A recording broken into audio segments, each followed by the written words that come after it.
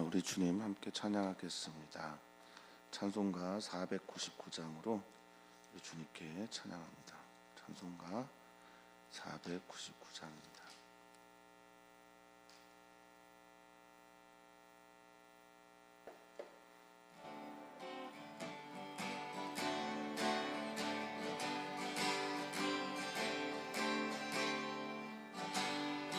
흑암의 산 백성들을 보라 수많은 심령 멸망하겠네. 그 누가 갈까 주의 복음 들고 생명을 구원하는 곳으로. 큰 권세 주께 있으니 큰 권세 주께 있으니 너는 가서 주의 복음 전하라. 주가 너 항상 지키리라. 구원의 문은 넓게 열렸으니 십자가 군병 일어나거라. 너희의 힘을 하나로 뭉쳐서 새약의 쇠사슬을 끊어라. 큰 권세 주께 있으니 큰 권세 주께 있으니 너는 가서 주의 복음 전하라. 주가 너 항상 지키리라. 왜 너는 멸망길을 가려느냐. 주 음성 듣고 응답하여라. 널 구원하여 예수 죽었으니 생명의 참된 복음 전하라. 큰 권세 주께 있으니 큰 권세 주께 있으니 너는 가서 주의 복음 전하라. 주가 너 항상 지키리라. 온 천하만 이 승리의 그날에 영광과 찬송 주께 드리네. 속죄함이 구원받았으니 기쁘게 할렐루야 부르세. 큰 권세 주께 있으니 큰 권세 주께 있으니 너는 가서 주의 복음 전하라. 주가 너 항상 도시리. 아멘. 하나님 감사합니다. 하나님께서 오늘 우리로 예배케 하시고 찬양하게 하시고 기도하게 하셨으니 참 감사를 드립니다. 오늘 우리가 이곳에 서서 들려오는 주님의 말씀에 귀를 기울이는 것은 사람이 떡으로 사는 존재가 아니라 하나님의 입에서 나오는 말씀으로 사는 존재이기 때문에 그렇습니다. 우리는 영적인 존재이기에 하나님의 말씀, 그 생명의 말씀이 우리에게 생기가 되어 우리로 의미를 찾고 삶의 길을 찾고 삶의 비전을 발견해야만 살 수 있는 존재임을 믿습니다. 오 주님, 오늘 시간 우리에게 찾아와 주시옵소서. 찾아오셔서 말씀하시고 우리로 주님의 길 걸어가게 해 주시옵소서. 감사함의 주님의 이름으로 기도합나이다. 아멘. 하나님 말씀 함께 보겠습니다. 하나님의 말씀은 요한계시록 11장 1절에서 14절까지 말씀입니다. 요한계시록 11장 1절에서 14절까지 말씀입니다.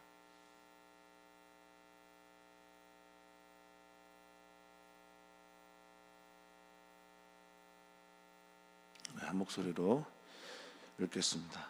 또 내게 지팡이 같은 갈대를 주며 말하기를 일어나서 하나님의 성전과 제단과 그 안에서 경배하는 자들을 측량하되 성전 바깥 마당은 측량하지 말고 그냥 두라. 이것은 이방인에게 주었은즉 그들이 거룩한 성을 42달 동안 짓밟으리라.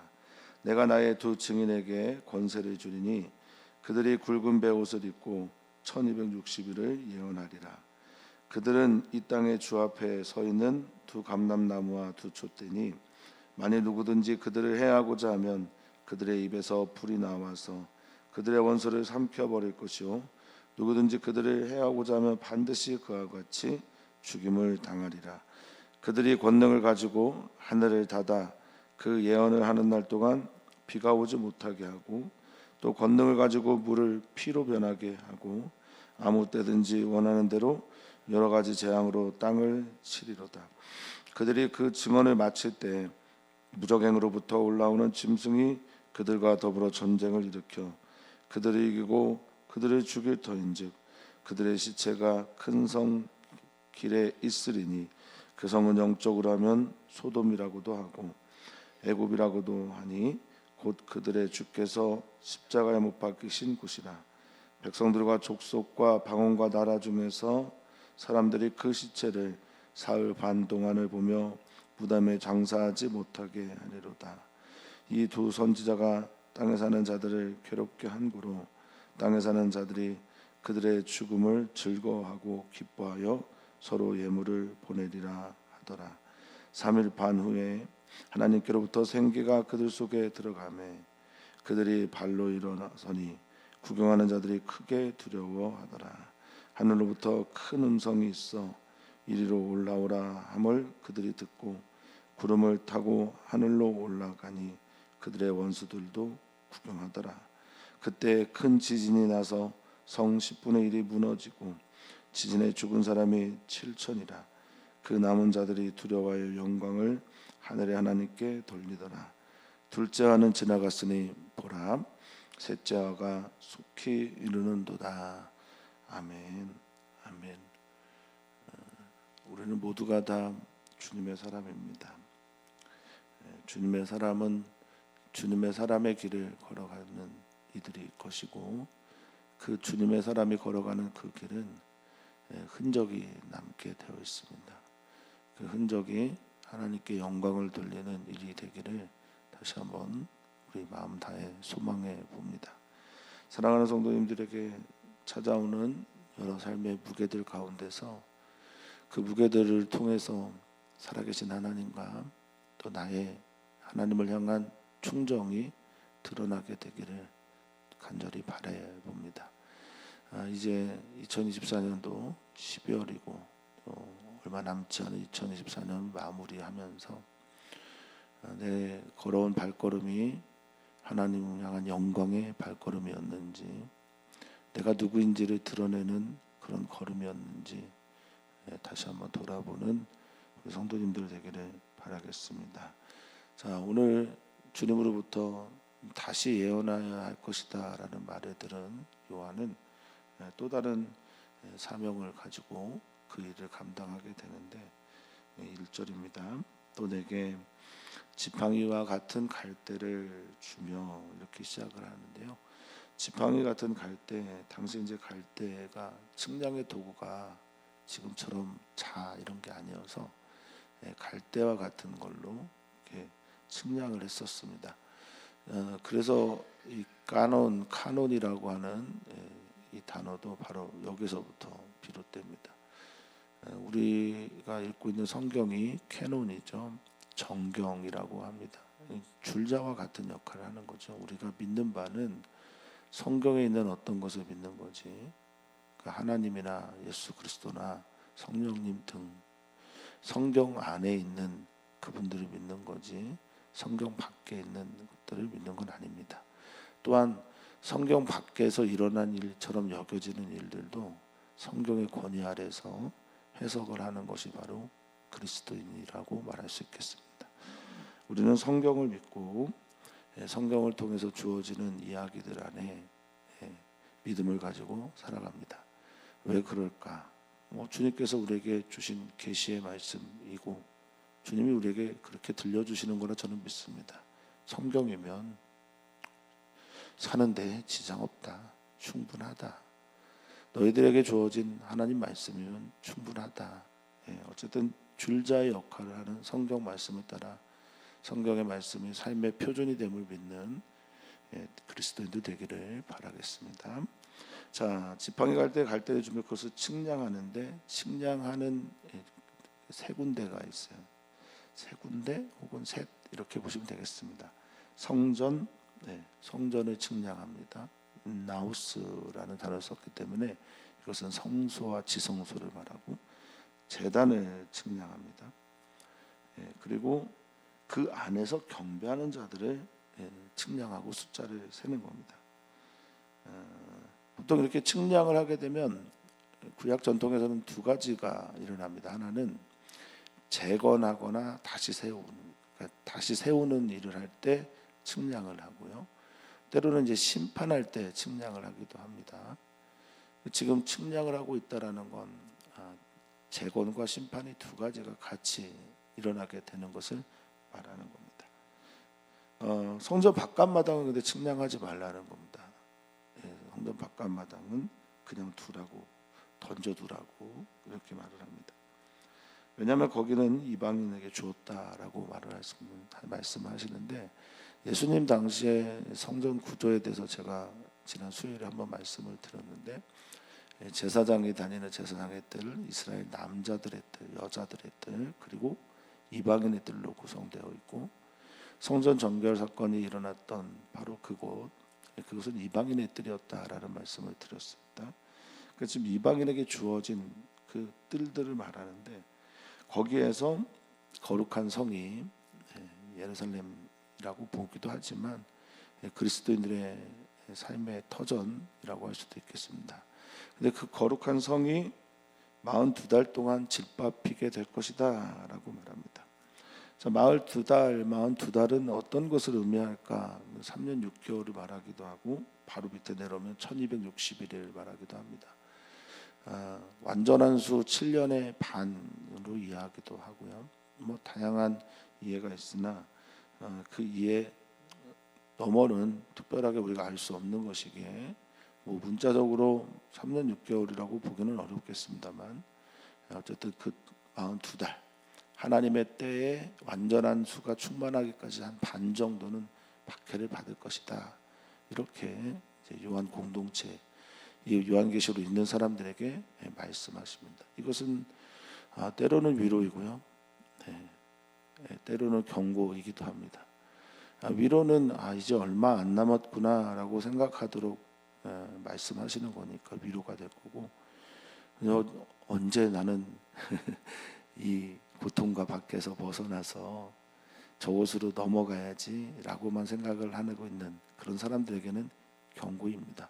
얼마 남지 않았어라고 하는 경고이기도 합니다. 그 3년 6개월 동안 주님께서 두 증인을 세우겠다고 하십니다. 2명의 증인. 그런데 이름을 말씀을 하지 않으시고 그냥 상징적인 의미를 두고 말씀을 하세요. 그래서 이 두 증인이 도대체 누구야? 라고 하는 질문들이 많이 나옵니다. 제가 요한계시록 하면서 성도님들에게 많이 말씀드리는 겁니다.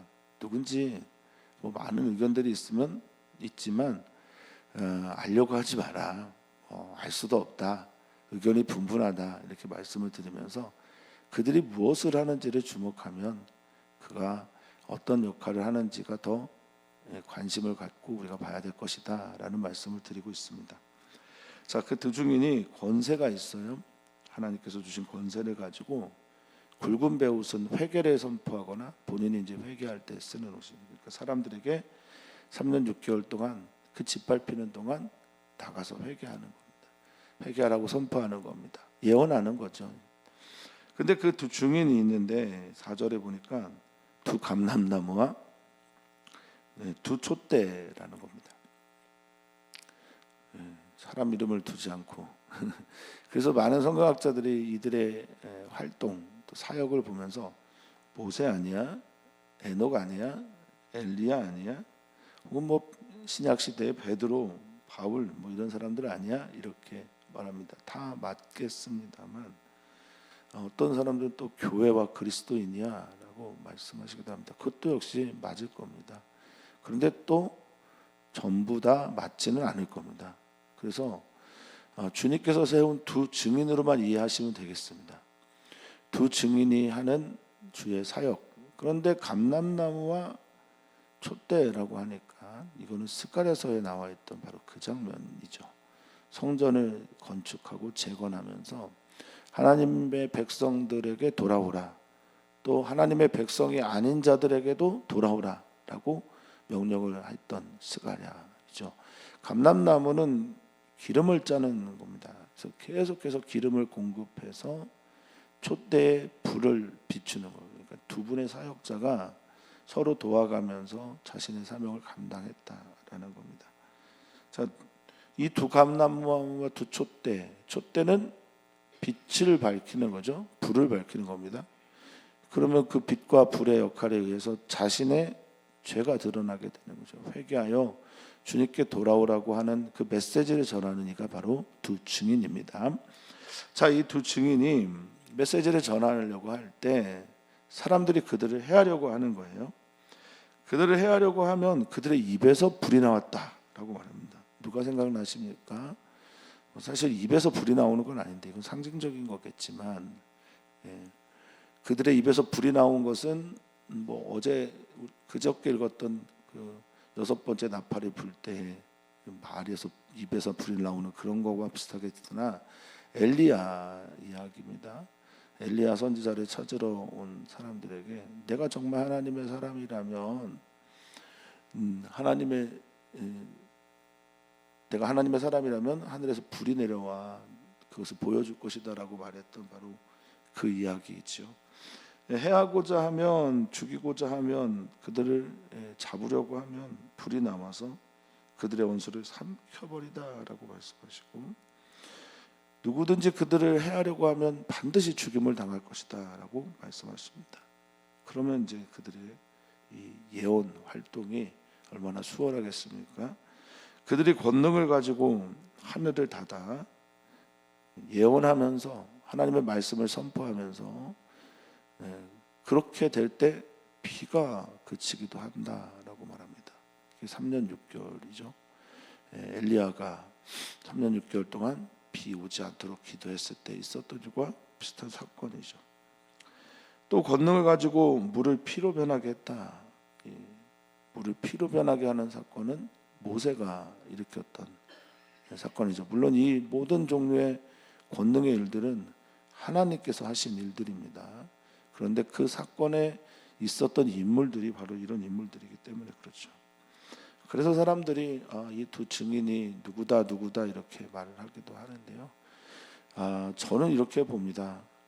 예언자들의 예언 활동, 그들의 말한 바가 그대로 되는 것, 그리고 그들이 구약과 신약 전통의 예언자들과 맥을 같이 한다는 것, 하나님의 뜻을 선포하고 전하는 것, 이것이 두 증인이 하는 사건이고 사역이다라고 보시면 될 것 같아요. 누군지 궁금해하지 마시고 그건 천국 가서 우리 주님께 꼭 질문해야 될 일이라 여기시면 되는데, 중요한 건 그들이 무엇을 했느냐라는 겁니다. 그리고 그들이 어떤 일을 당했느냐라는 거예요. 지금 교회와 또 교회 안에 있는 많은 그리스도인들이 박해와 핍박 중에 있습니다. 복음을 전하다가 예언을 하다가 선집 활동을 하다가 사역하다가 그런 거죠. 멈춰 있는 그들에게 봐라, 하나님이 보여주시는 예언자들을 봐라라는 이야기가 지금 사도 요한이 전하고 싶은 메시지라는 겁니다. 자, 물로 피를 변하게 하고 여러 가지 재앙으로 땅을 친다라고 말합니다. 자, 그들의 이제 사명을 다할 때 여기 이 포인트입니다. 무적행으로부터 오는 짐승이 나오는 것, 이거 주목하는 거 아니에요. 그걸 주목하는 게 아니고, 하나님께서 허락하지 않으면 그 누구도 그들을 죽일 수 없다. 그들에게 주어진 권세, 그 권세를 가지고 그들의 증언을 마칠 때, 이거 뭡니까? 사명을 다해야 할 때라는 의미입니다. 그래서 사명이 끝났을 때라는 의미죠. 사명을, 그 증언을 완성했을 때, 이때 일어나는 사건이 뒤에 있는 사건입니다. 무적행으로부터 올라오는 짐승, 무적행은 우리가 봤습니다. 아비스라고 하는 말로 그 깊이를 알 수 없는 지옥을 상징하고 음부를 상징하는데, 거기서 짐승이 나오는 거예요. 이 짐승, 초대교회의 이들의 이 사고를 좀 보십시오. 분명히 권력자가 죽였을 거 아닙니까? 제국의 어떤 사람이 죽였을 거 아닙니까? 왕이나 황제가 죽였을, 그들을 짐승으로 표시해요. 그리고 하나님으로부터 나온 이가 아니라 지옥 권세로부터 나온 이다라고 선언하는 거예요. 이거 조롱입니다. 이거 희화시키는 거예요. 사람을 짐승으로 대하는 거예요. 얼마나 담대합니까? 멋있지 않습니까? 우리는 무적행으로부터 오는 짐승이니까 참 무섭겠구나 이렇게 생각을 하는데, 사도 요한은 짐승, 그냥 동물, 이렇게 인간성을 잃어버린 자, 하나님의 형상을 잃어버린 자, 이렇게 묘사를 한 겁니다. 그래서 전쟁을 일으킵니다. 이 전쟁이 뭘까라고 생각을 하십니까? 저는 모르겠습니다. 이 전쟁의 의미가 도대체 무엇인지 잘 모르겠습니다. 그런데 어쨌든 영적 전쟁이든 어떤 종류의 전쟁이든 그들이 일으켜서 그들을 이기고 죽인다라고 말을 합니다. 강력한 영적인 힘을 가지고 있는 선지자라도 산명 당하면 죽는 거죠. 이게 짐승이 힘이 더 세거나 짐승이 더 강력하거나 교활하거나 그럴 수도 있겠으나 그것 때문에 일어나는 사건이 아니에요. 다시 한번 강조하지만 그들의 증언의 사명이 맞춰졌기 때문에 그런 겁니다. 하나님의 허락하지 않으면 절대 이길 수 없고 그들을 죽일 수도 없습니다. 믿으셨으면 좋겠고요. 이건 우리 삶에도 적용되어야 한다라는 겁니다. 우리는 우리에게 주어진 각자의 사명이 있습니다. 주님께서 주신 그 사명에 충실하시기를 다시 한번 축복합니다. 자, 그들 죽고 그들의 시체를 큰 성 길에 둡니다. 여기 길이라고 하는 단어가 그냥 길이 아니라 플라테이아라고 하는 길인 헬라어인데요. 이거는 이제 저작거리를 말하기도 하고 넓은 길을 말하기도 합니다. 사거리 이런 거를 말하죠. 그러니까 로마 안에서 죽음을 당했다고 하면 로마에서 이제 가장 큰 넓은 거리 이런 것을 말할 겁니다. 그러니까 사람들이 다 보는 곳에 그 시신을 둡니다. 근데 그 성이 여기 영적으로 이렇게 말을 했는데 이 영적으로라고 하는 단어가 이제 성령 안에서 봐야지 보이는 거다 이런 뜻입니다. 성령님께서 깨닫게 하신 눈으로 보니까 여기가 소돔이었네, 여기가 애굽이었네. 소돔은 어떤 곳입니까? 그 죄가 하나님께 닿을 정도로 아주 취약한 곳이고, 애굽은 어떤 곳입니까? 하나님의 백성을 종으로 삼고 하나님의 백성들을 고혈을 짰던 바로 제국의 영토였죠. 그러니까 소돔과 애굽을 보면 이곳이 어떤 곳이냐라고 얘기하면 권력이 또 종교가 어떤 경제 권력이 이 그리스도인들 예언자들을 받아들일 수가 없는 거예요. 그래서 죽이게 된 거죠. 예수님이 십자가에 못 박히신 곳을 여기라고 말하고 있습니다. 우리 다 알죠. 문자적으로 그 장소가 어딘지를 알지 않습니까? 골고다 혹은 갈보리라고 하는 그곳이지만 영적으로 해석하면 거기선 소돔에서 죽임을 당하신 거고 애굽에서 죽임을 당하신 겁니다. 그들의 주께서 십자가에 못 박히신 곳, 그곳이 동일한 곳이다라고 말하고 있습니다. 사랑하는 성도님들은 어디에 살고 계십니까? 대한민국에 살고 계시죠. 그런데 영적으로 보면 어떤 곳입니까? 사랑하는 성도님들의 일터는 또한 어떤 곳입니까? 그곳에서 고초, 고난, 또 십자가의 흔적들을 남기고 계십니까? 외롭게 예배하고 외롭게 기도하고 또 복음을 전할 때마다 거절당하는 그런 많은 일들을 경험하지 않으십니까? 이제 연말이 되면 많은 분들이 회식의 자리로 가게 될 텐데 어떠신지 모르겠습니다. 그런 곳이 영적으로 보면 소돔이고 애굽이겠죠. 자, 그러니 사람들이 보고 백성들과 족속과 방언과 나라, 여기에서 흰옷을 입은 무리들이었으면 좋겠는데 하나님을 두려워하지도 않고 회개하지도 않은 그 수많은 사람들이 그 시체를 사흘반 동안 보고 있습니다. 볼 수 있는 시체라고 하면 그래서 결국 십자가에 매달아 놓은 게 아닌가라고 많은 분들이 유추합니다. 자, 무덤에 장사하지 못하게, 이게 정말 히브리적 사고에서는 정말 사람에 대한 존중이 전혀 없는 겁니다. 이건 굉장히 심각한 사건을 일으킨 겁니다. 시신을 제대로 장사 지내지 못하는 게 굉장히 비참한 죽음이거든요. 비참한 삶이고요. 그런데 그렇게 하고 조롱하고 비웃는 겁니다. 왜 그랬을까? 이 두 선지자가 했던 사명이 있었던 거죠. 예언이 있었던 거죠. 회개하라고 선포했던 그것들이 그 사람들을 괴롭게 했습니다. 바사니조라고 하는 이 괴롭게 하다라는 건 고문, 말고문을 했다라는 거죠. 괴롭혔다라는 겁니다. 그렇죠. 하나님께서 권세를 가지고 회개하라고 계속 말했고 기적이 일어나고 기적이 일어난 그 일들을 통해서 보니까 사람들이 막 어쩔 수 없어 괴로워서 회개하고 돌이키고 그랬는데 이제 죽었잖아요. 그러니까 땅에서 잔치가 일어납니다. 그들의 죽음 때문에 즐거워하고 기뻐하며 서로 예물을 보냈다라고 성경은 말하고 있습니다.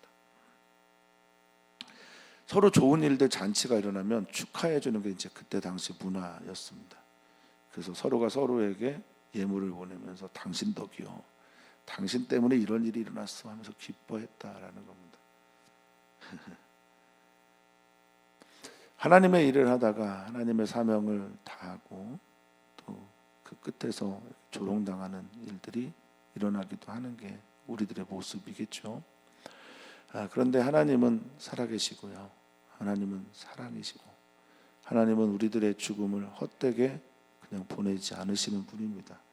자, 11절에 보니 예수님이 그렇게 부활하신 것처럼 3일 반 후에, 자, 3년 반, 42달, 1260일, 그리고 사흘 반, 7일에 딱 반이 되는 그때, 우리가 지금은 죽어 있는 것처럼 보이고 지금 우리가 힘든 것처럼 보이는데 사흘 반이 지나면 이런 거죠.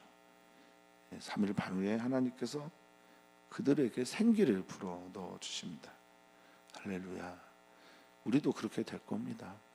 우리도 그런 삶을 살 것을 믿습니다. 누구 닮아갑니까? 이들이 예수님 닮아서 예수님처럼 예언하고 예수님처럼 하나님께 영광을 드리고 예수님처럼 그렇게 살아가시다가 예수님처럼 영적으로 보면 소돔 애굽에서 죽임을 당합니다. 예수님처럼 조롱을 당하고 예수님처럼 희화되고 예수님처럼 외로운 그 길의 끝에서 하나님은 예수님을 부활하게 하시지요. 우리도 그렇게 될 겁니다. 이 예언자도 그렇게 된 것처럼 말입니다.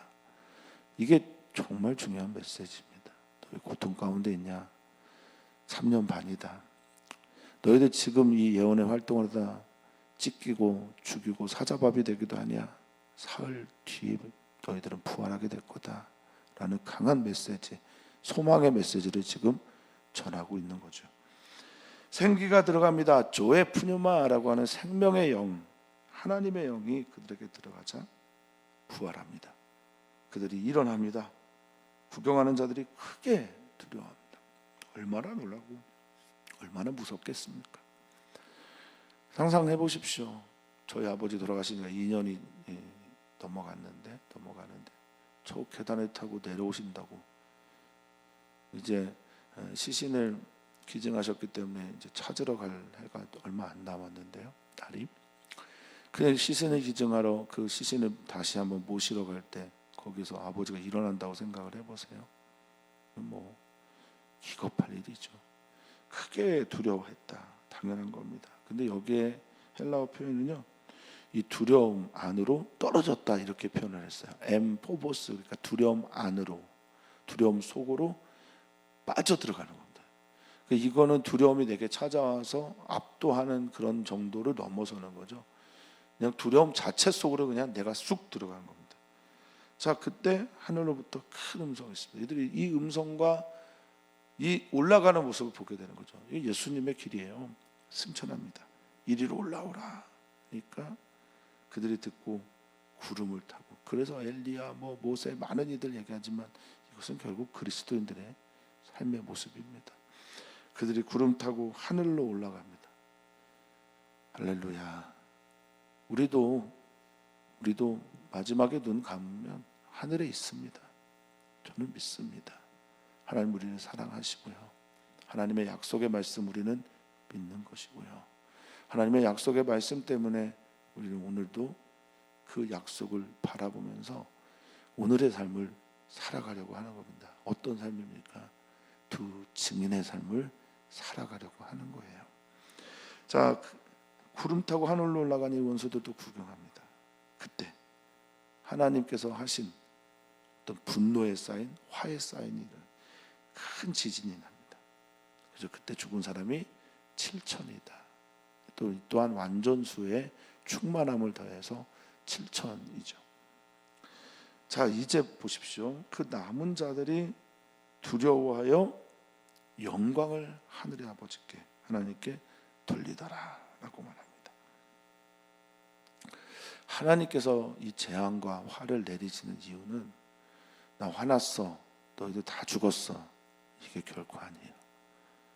이들이 돌이켜서 하늘의 하나님께 영광을 돌리게 하는 거예요. 죽어서도 죽은 이후에 생기가 들어가 부활하여 승천하는 것을 통해 이들이 하나님께 영광을 돌리게 하도록 하는 것. 하나님은 오늘도 기다리고 계십니다. 모든 사람이 구원을 받으며 하나님을 아는데, 진리를 아는데 이르기를 하나님 원하시고 기다리고 계십니다. 우리는 오늘 이 땅을 밟으면서 예언자의 삶을 살아가지요. 큰 권세, 그게 중요하겠습니까? 오늘 우리가 전해야 될 하나님의 복음, 하나님 나라의 복음을 온전히 전하면서 살아가는 우리 성도님들 되시기를 바라겠습니다. 자, 둘째와 지나갔으니 보라, 셋째와가 속히 올 것이다. 이거는 7 나팔 안에 있는 7 대접입니다. 아직도 회개하지 않았냐? 아직도 돌이키지 않았냐? 아직도 멀었냐? 라고 주님께서 질문하고 아직 남았다라고 말씀하십니다. 사랑하는 성도님들, 고단한 하루하루 어떻게 지내시는지요? 주님께서 우리를 부르셨고 우리에게 주신 사명 잘 감당하시기를 축복합니다. 2 감람나무와 2 촛대가 있는 예운교회가 되기를 기도해 주셨으면 좋겠습니다. 사역자들이 때로는 감람나무가 되고 때로는 촛대가 되어서 메시지를 은혜롭게 전하도록 기도해 주시면 감사하겠습니다. 주일의 예배가 그렇습니다. 우리는 우리 주일 예배를 위해 기도하죠. 그런 은혜가 있기를 기도합니다. 또한 기도합니다. 우리 주일 예배에 있을 모든 지체교회 모임들과 예배를 위해서, 또 친교회 모임 위해서도 기도해 주시면 감사하겠습니다. 되어질 일들이 많습니다. 교회에, 당회, 구역회, 또 이 일들을 잘 정리하는 재정부원들 위해서도 기도 부탁을 드립니다.